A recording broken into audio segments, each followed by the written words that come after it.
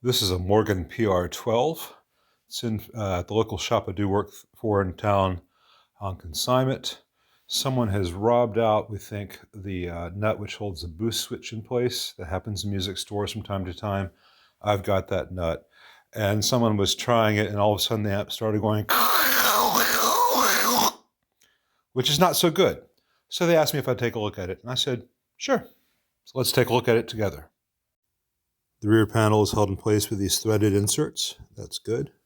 It's got this lamp bulb here, which indicate, lights up the front panel logo. I believe I saw that it was dead.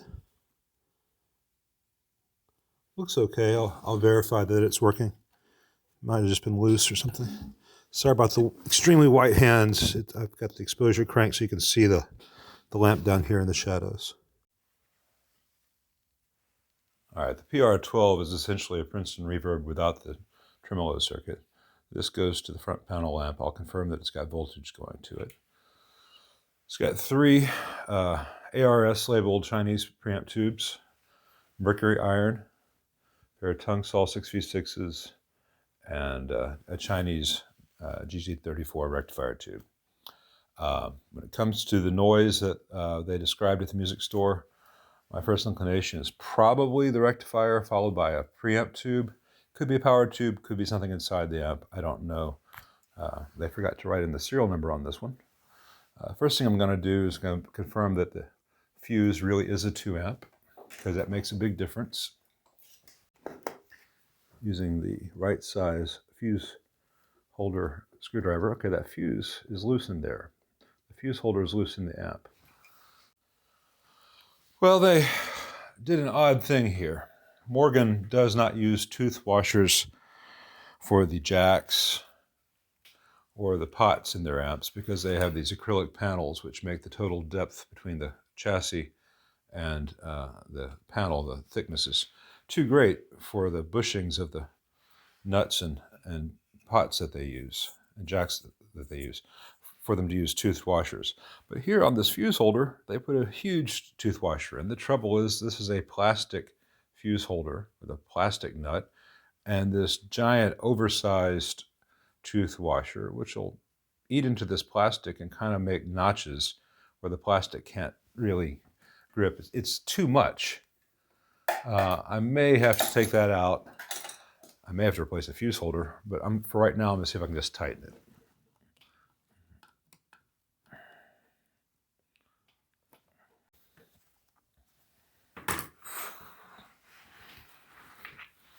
Now I should be able to loosen this. Damn it, it's still spinning inside the amp. The nut is not able to grab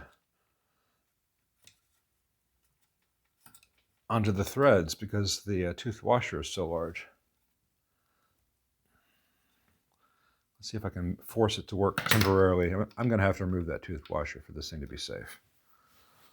All right, see, it's got a 3 amp fuse. Says 2 amp slow blow. A Princeton should have a 2 amp fuse. So this is why I check these things. All right, so in the near future, I'll remove that. I have to desolder it, remove that stupid lock washer, tooth washer, redo it. Make sure the power and standby switches are tight. There's that gain switch, the boost switch, which is missing the nut on the other side. I'm just going to do a quick visual inspection of everything, and then I will fix that gain switch. Got some really crappy looking solder joints on the board.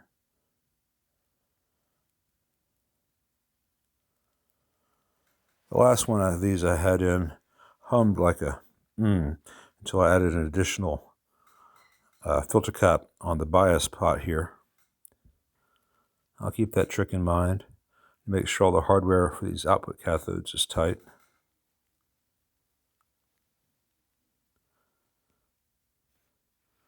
Let's see, where is the AC safety ground going?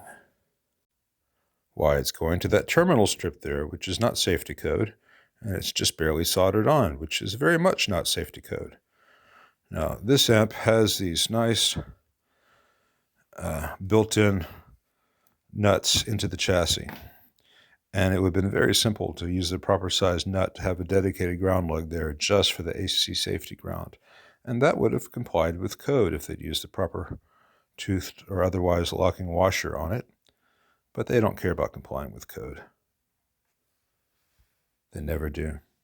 This is not my first Morgan. All right, I put the nut on that boost switch. That's fixed. And the standby is just right between the rectifier and the first filter cap. If you own one of these amps, don't use the standby switch. Just leave it in play all the time. It will be fine. The GZ34 rectifier tube already has a slow warm-up. There's no such thing as cathode stripping.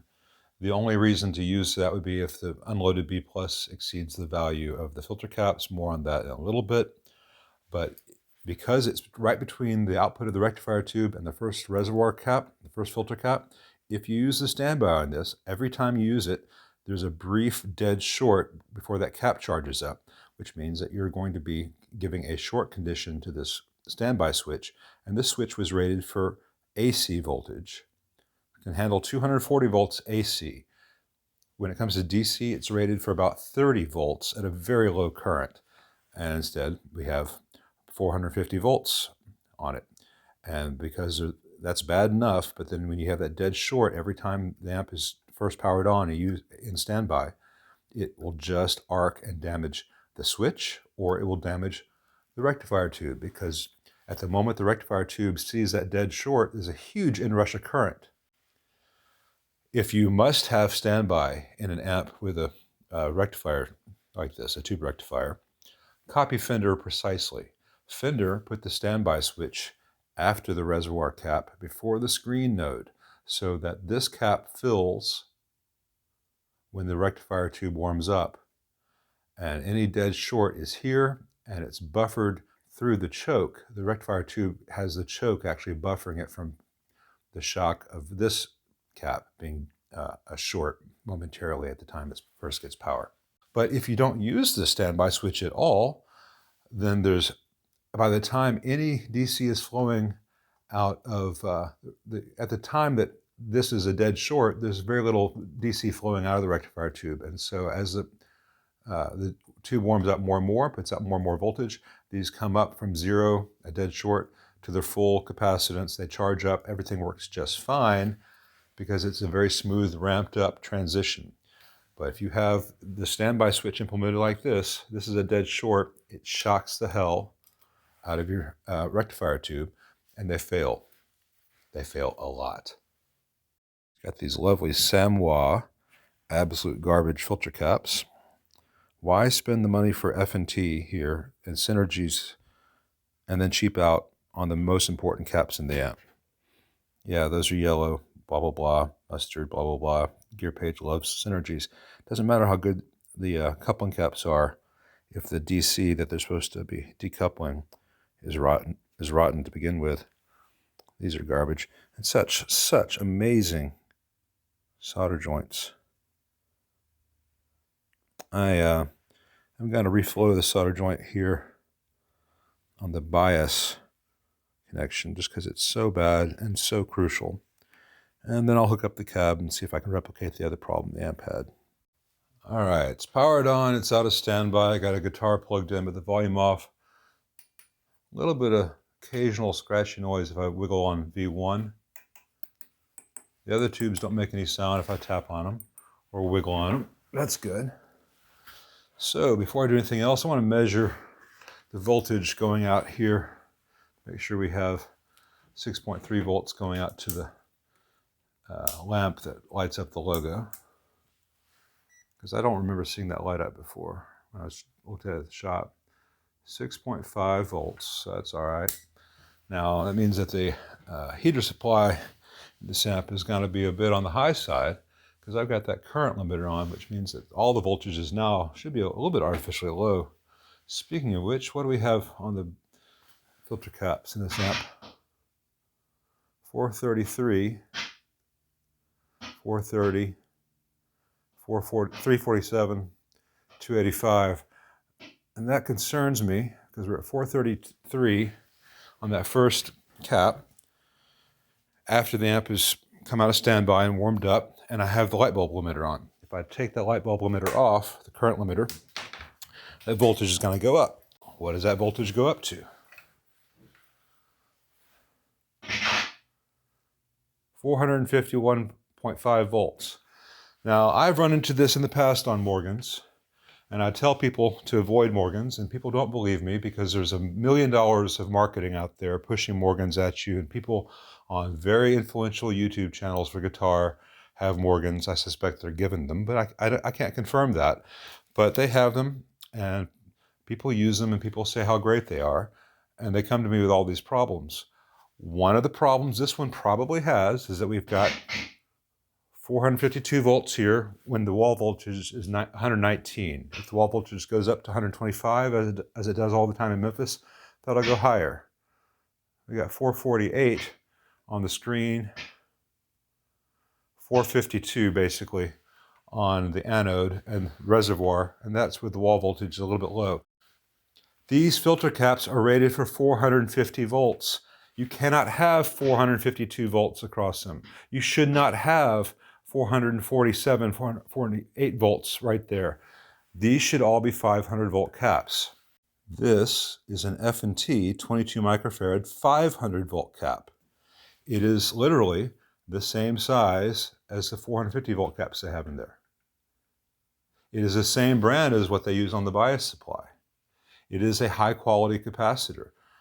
This amp would need 4 of them, and then you would not have the failures that this model keeps having. In all my experience, every time I get one of this model in, the filter caps either have or soon will have major issues because they're underrated for the voltage present. My price for one of these capacitors is about $3.75. If I were buying them to make amplifiers, buying them in bulk, say I was buying 100 of them, my price would drop down to about $2.25 per capacitor, maybe $2.50. But let's say that Morgan doesn't buy things in bulk. They can't get the same prices that I can get, even though they're a much larger company. And they're paying $3.75 per F&T 22 microfarad. And that's just way too much money. They want to stay with these $1.50 caps. They're putting a fatal flaw into these amps because they want to save you about 15 bucks in making the amp. Sorry, that's just the reality of it. All right, let's see how this thing sounds. All right, got the Mojo Tone tank hooked up, which is not the tank it comes with, but that's in the cabinet. It's a little bit difficult to add as just a test.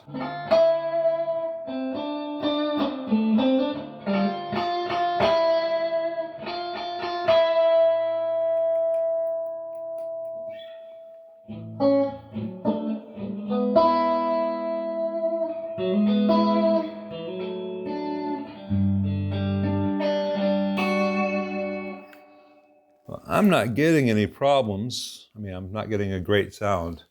I'm not impressed, especially with, there's a lot of hum.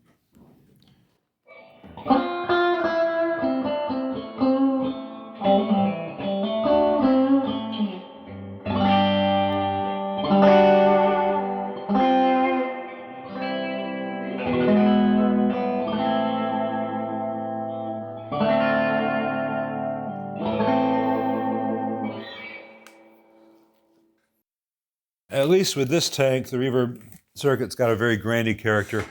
It's tough to do reverb with the single tube, which is what I believe they're doing. They're just using a single tube to do the send and return, which is a lot to ask.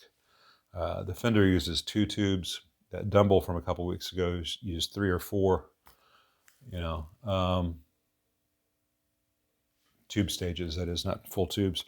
So I'm gonna let this run a little bit and see if I can get it to make the nasty sound that they reported at the music store.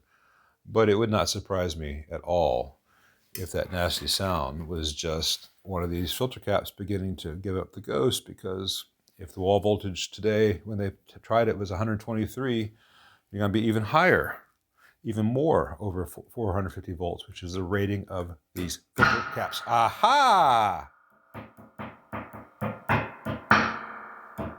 Aha ha ha ha!